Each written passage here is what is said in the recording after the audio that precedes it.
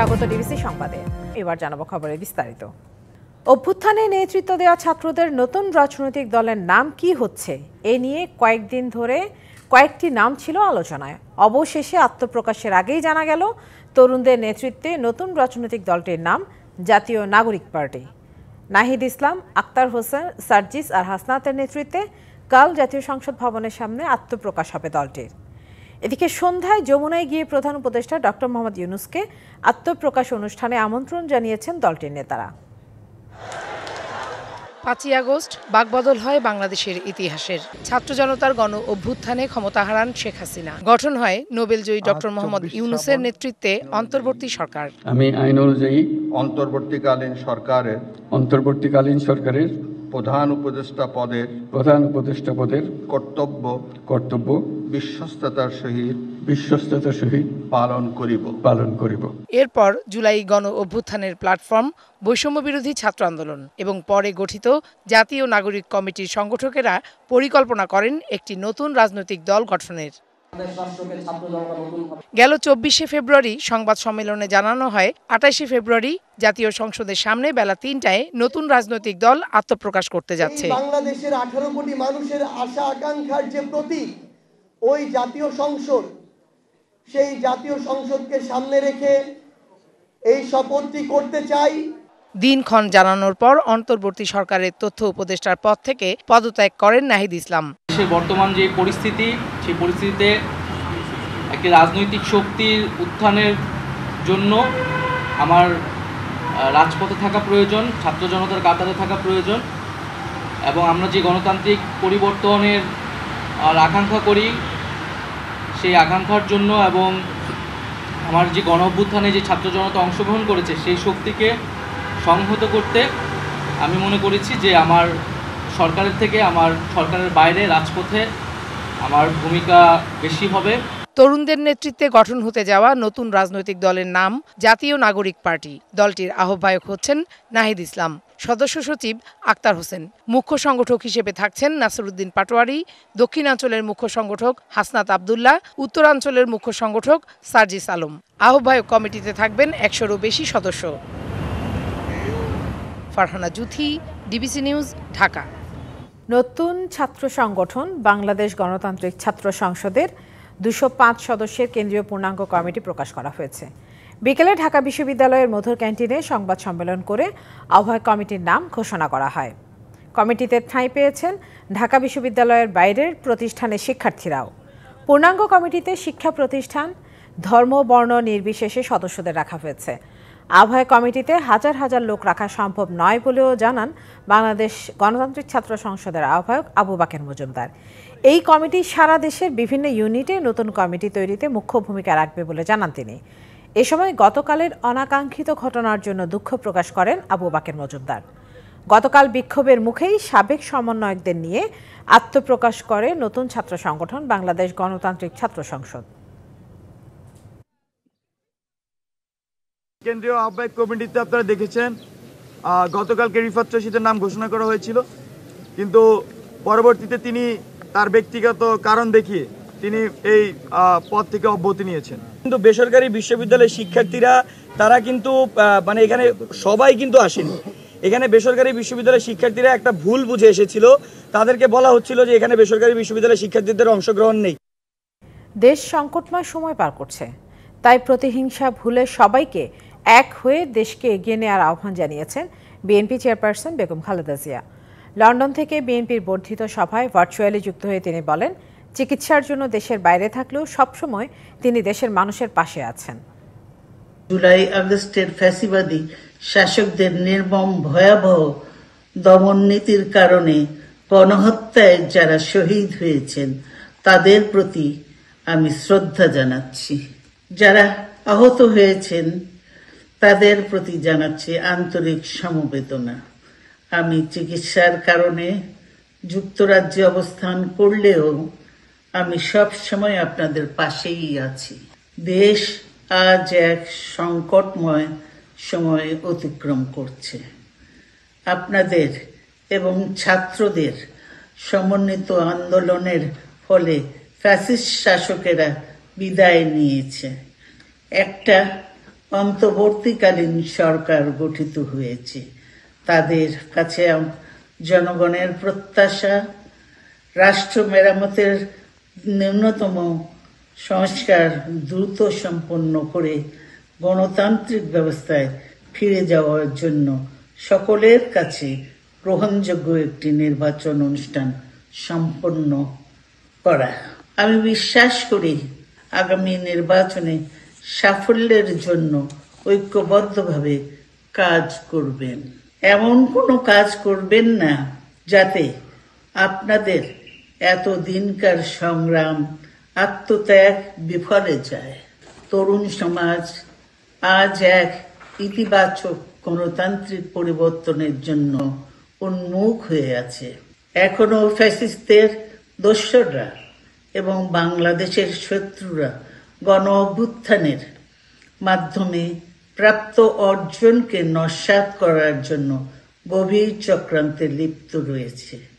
ইস্পাত কঠিন ঐক্যের মাধ্যমে জনগণকে সঙ্গে নিয়ে এবং চক্রান্তকে ব্যর্থ করে দিতে হবে।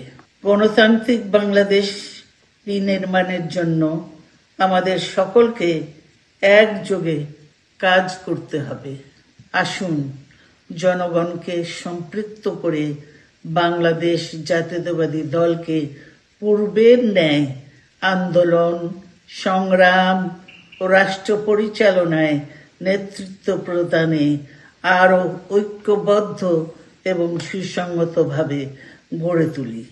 প্রতিহিংসা প্রতিশোধ নয়, পারস্পরিক ভালোবাসা ও ভ্রাতৃত্বের মাধ্যমে আমরা সকলে মিলে আমাদের প্রিয় মাতৃভূমিকে, বাংলাদেশকে সত্যিকার অর্থেই একটি বাসযোগ্য, উন্নত ও গণতান্ত্রিক রাষ্ট্রে পরিণত করি।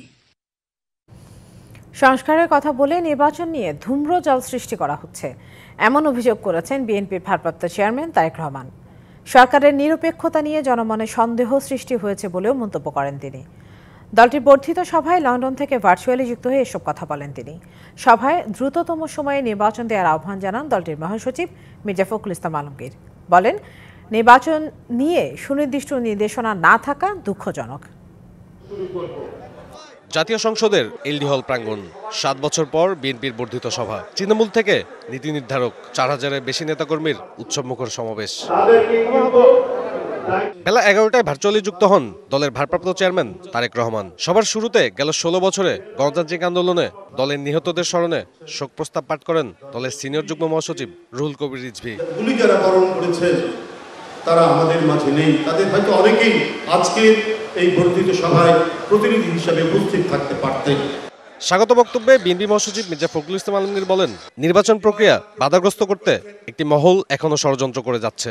অতি দ্রুত দেশে জনগণের ভোটাধিকার ফিরিয়ে দেওয়া হবে এবং জনগণ তাদের ভোটাধিকার প্রয়োগ করতে পারবেন।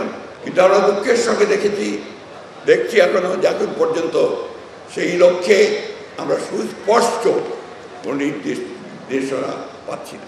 দলের ভারপ্রাপ্ত চেয়ারম্যান তারেক রহমান বলেন, সংস্কার এবং স্থানীয় নির্বাচনের কথা বলে ধূম্রজাল সৃষ্টি করা হচ্ছে। বিভিন্ন সময় জাতীয় নির্বাচন নিয়ে প্রধান উপদেষ্টার বক্তব্য জনমনে ইতিবাচক ধারণা সৃষ্টি করলেও জাতীয় নির্বাচন নিয়ে কোন কোন উপদেষ্টার বিভ্রান্তিমূলক বক্তব্য, মন্তব্য স্বাধীনতা প্রিয় গণতান্ত্রিকামী জনগণের জন্য হতাশার কারণও হয়ে উঠেছে। স্থানীয় নির্বাচন আগে হলে তা হবে আওয়ামী লীগ পুনর্বাসন প্রক্রিয়া, এমন মন্তব্য করেন তারেক রহমান।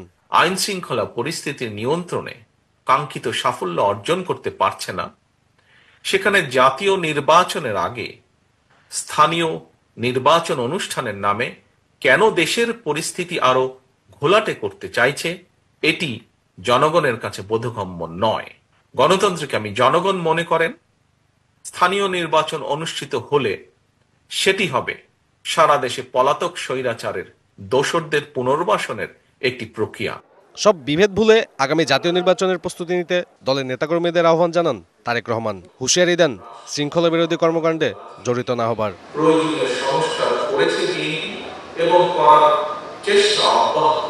সাব্বির রোজ, ডিবিসি নিউজ, ঢাকা। প্রধান উপদেষ্টা সহ সবাই বলেছেন ডিসেম্বরের মধ্যেই সংসদ নির্বাচন হবে। কাজেই নির্বাচন কমিশনের প্রধান লক্ষ্য সংসদ নির্বাচন। স্থানীয় নির্বাচনের কথা এই মুহূর্তে ভাবছে না ইসি। সকালে ঢাকার ধামরাইয়ে নির্বাচন কার্যালয় পরিদর্শনের পর সাংবাদিকদের এসব কথা বলেন নির্বাচন কমিশনার আব্দুর রহমান আল মাসুদ। বলেন, স্থানীয় নির্বাচনে যে সংস্কার প্রক্রিয়া চলছে তাতেও নির্বাচনের জন্য সরকারের কোনো নির্দেশনা আসেনি। স্থানীয় নির্বাচন বিভিন্ন ধাপে ধাপে করতে হয়, এতে প্রায় 1 বছর লেগে যায়। কাজেই এই মুহূর্তে স্থানীয় নির্বাচন করলে সংসদ নির্বাচন ডিসেম্বর বা জানুয়ারির মধ্যে করা অসম্ভব বলে জানান ইসি মাসুদ। তিনি আরও জানান, ডিসেম্বরে নির্বাচন করতে হলে অক্টোবর নভেম্বরের মধ্যে তাফসিল ঘোষণা করতে হবে।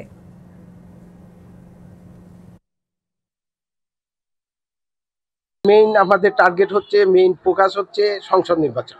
যদি ডিসেম্বরে করতে হয় তাহলে আমাদেরকে অক্টোবরের নভেম্বরের মধ্যে আমাদের শিডিউল ঘোষণা করতে হয়। কাজে তার আগে স্থানীয় নির্বাচন করাটা আমাদের জন্য আমরা এই মুহূর্তে পসিবল মনে করতেছি। দেশের প্রয়োজনে স্বতঃস্ফূর্তভাবে দায়িত্ব পালন করবেন সেনা সদস্যরা। প্রয়োজনে নিজেদের জীবন উৎসর্গ করতেও প্রস্তুত থাকবেন জানালেন সেনাবাহিনী প্রধান জেনারেল ওয়াকারুজ্জামান। সকালে রাজশাহী সেনানিবাসে 7ম কর্নেল অব দ্য রেজিমেন্ট অনুষ্ঠান হিসেবে অভিষিক্ত অনুষ্ঠানে তিনি একথা বলেন।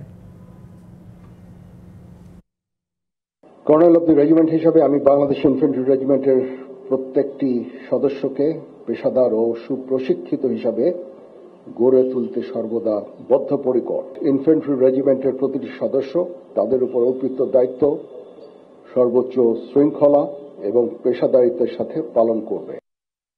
দেশের অন্যতম শীর্ষ শিল্প গ্রুপ বেক্সিমকো ইন্ডাস্ট্রিয়াল পার্কে লে অফ ঘোষণা করে 14টি কারখানার পুনর্বাসনে একটি উচ্চ পর্যায়ের কমিটি গঠন করেছে সরকার। এসব কারখানার 31,500 শ্রমিক এবং 1,500 কর্মকর্তার পাওনা 525 কোটি 46 লাখ টাকা পরিশোধের সিদ্ধান্ত নেওয়া হয়েছে। দুপুরে সচিবালয়ে কথা জানিয়েছেন শ্রম ও কর্মসংস্থান উপদেষ্টা অবসরপ্রাপ্ত brigadier general M Sakhawat Hossain. তিনি জানান, এই টাকা জোগাড় করেছে সরকার। এর মধ্যে শ্রম মন্ত্রণালয়ের তহবিল থেকে 200 কোটি টাকা ঋণ হিসেবে দেয়া হচ্ছে। অর্থ বিভাগ পরিচালন ব্যয় খাত থেকে বাকি 325 কোটি 46 লাখ টাকা বরাদ্দ দিয়েছে। উপদেষ্টা আরও জানান, 9 মার্চ থেকে শ্রমিক ও কর্মকর্তাদের পাওনা টাকা বিতরণ শুরু হবে। বিদেশি কোনো প্রতিষ্ঠানের বিনিয়োগের মাধ্যমে শিগগিরই বেক্সিমকোর পুনর্বাসন শুরু হবে বলে আশা করছেন তিনি। বলেন, কোনো শ্রমিকের চাকরি যাবে না। শ্রমিকের অর্থ আত্মসাতে জড়িতদের কোনো ছাড় দেওয়া হবে না। দেশের ভেতরে বা বাইরে যেখানেই থাকুক তাদের বিরুদ্ধে আইনি ব্যবস্থা নেওয়ার কথা জানান শ্রম উপদেষ্টা। ফেব্রুয়ারি 2025 পর্যন্ত বেক্সিমকো ইন্ডাস্ট্রিয়াল পার্কের লে অফকৃত 14টি প্রতিষ্ঠান বন্ধের জন্য 1,565 জন কর্মকর্তার পাওনা বাবদ মোট 525 কোটি 46 লক্ষ টাকা প্রয়োজন আমরা জোগাড় করতে পেরেছি। জনতা ব্যাংক সহ বিভিন্ন ব্যাংক হতে ঋণ প্রদানের দায়ে, যেটা আগে বলেছে, জড়িত প্রত্যেককে আইনের আওতায় আনা হবে। রোহিঙ্গা সংকট নিয়ে মিয়ানমারের সাথে কথা বলে সংকট সমাধানের দিকগুলো খুঁজে বের করতে হবে, এ কথা বলেছেন জাতিসংঘের শরণার্থী বিষয়ক হাই কমিশনার ফিলিপো গ্র্যান্ডি। 3 দিনের ঢাকা সফরে পররাষ্ট্র উপদেষ্টার সাথে সাক্ষাৎ শেষে তিনি একথা বলেন।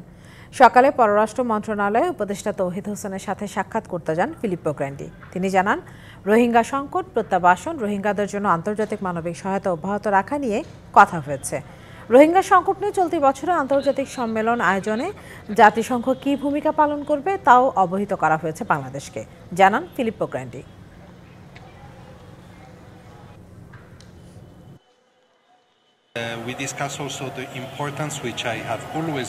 বৈঠকে মিয়ানমার প্রসঙ্গে আলোচনা হয়েছে। বৈঠকে রোহিঙ্গা সংকট নিয়ে চলতি বছরে আন্তর্জাতিক সম্মেলন আয়োজনে জাতিসংঘের ভূমিকা এবং বাংলাদেশকে রোহিঙ্গা ইস্যুতে সহযোগিতা করার মতো বিষয়গুলো নিয়ে আলোচনা হয়েছে।